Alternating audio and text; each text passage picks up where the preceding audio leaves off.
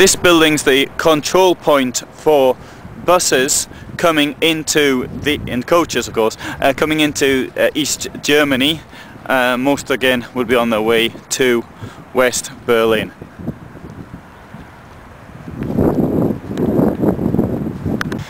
This building is a veterinary control point, which is something, of course, that one would see in absolutely any border point at all.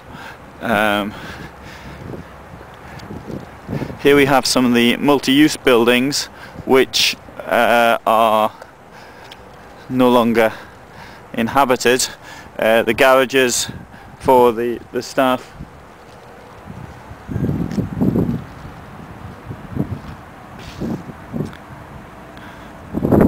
Also, they kept some of their combat vehicles here. In total, more than 1,000 people worked at this control point in 1989. I was here 3 years ago, and this funny tank thing was there then, and it's still there now. So I have this rather unusual tank-like structure on a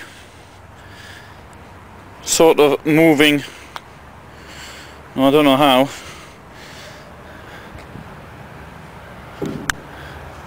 It looks to me, although I don't really know, it looks to me like the turret of a T-72. Can't tell. I don't know what it is. It doesn't seem as cramped as I was led to believe Soviet tanks were. Two turrets. Can't tell. Behind it, in this DDR scrapyard, is one of the movable turrets that was carried around from place to place to keep an eye on what was happening. They could put them up at short notice if they wanted to keep a watch on a given patch of the border. These were easy to put up, easy to move, and were amongst the commonest form of guard tower.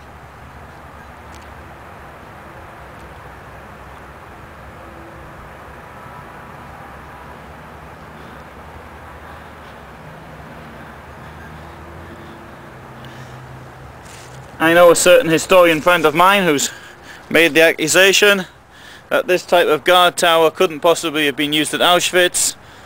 Well, there's one in this scrapyard like place, which certainly was used in many places on the border, and it's not much different to those that were used in Auschwitz, other than that it's metal, and those in Auschwitz were in fact wood.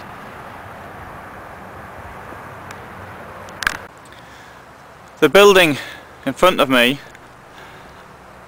housed officers in the canteen, but other than that it had a more sinister use, that it was used for monitoring conversations between people who actually worked here, as well as citizens of East Germany who may have been calling relatives or whatever in the West. Although given the amount of conversations and the size of the building and the fact that they haven't got the technology that we have today, is they can only have controlled a fraction of what was actually happening. From here we get a good view of the entire border post, which of course was much bigger 30 years ago than it is today.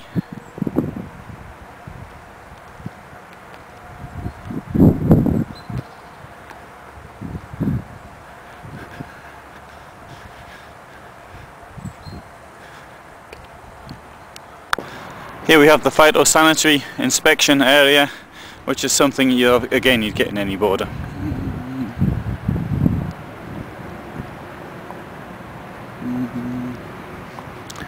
So here's one of the light poles which has fallen over, and one can see from inside that there's the ladder going all the way up to the top. and when you get to the top there's additional place for inspection should it be necessary, of course. So this could have been just a place where the people climbed up to replace the bulbs.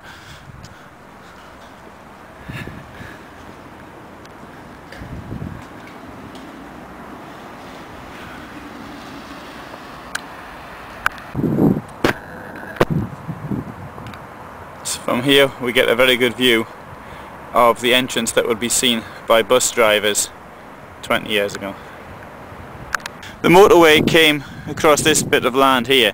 What I imagine happened, although unfortunately I no longer can remember, was that the passports and documents must have been taken off the drivers here before going up there, where they would be given back to drivers before they continued on through the customs area. This may have been where they tried to reclaim people who decided that they might give East Germany a miss, and then for whatever reason decided they wanted to go to Berlin. And in that way they may have been invited to spend a little bit more time in the country of their birth.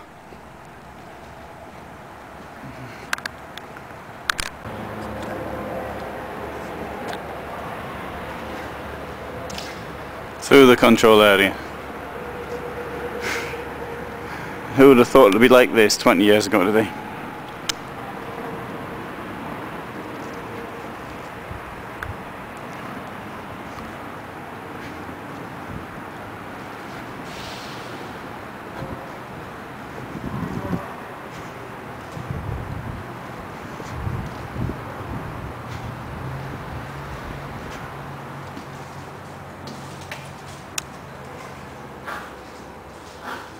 So we can see some of the equipment used.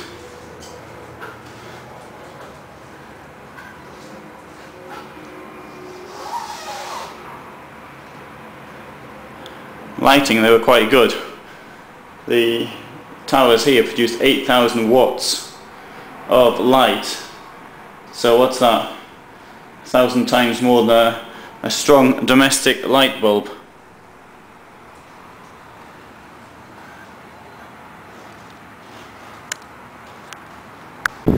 And from here we could see what may have been the final stopping place for those who were trying to escape hidden in a car. They got past the rolling bars and all the rest of it, but cars which were suspect came into the garage, which is directly in front of me, and there they were searched. From here, down this path, was the way out as well as the way in. But if there's reason to suspect, the cars were taken apart there, and that would have been it. Certainly the people would have been found. So what was once a point of maximum security for the East German regime is now a picnic point, motorway service station and a museum. Certainly was a very enjoyable way to spend the morning. Didn't manage to get up into the tower and didn't get into the tunnels, but I've been in both before. Very nice. Very interesting. The route I'm now driving is the route that would have been taken by people going into West Germany from Berlin, but somewhere around where the sign is, the road, the motorway joined that which for those coming into East Germany. And here, where it joins the motorway today, it joined the motorway then. The motorway then was only for use by Allied military personnel. That is to say, British checking on what was happening in the Soviet zone, and the Soviets checking on what was happening in West Germany, which was then the British zone.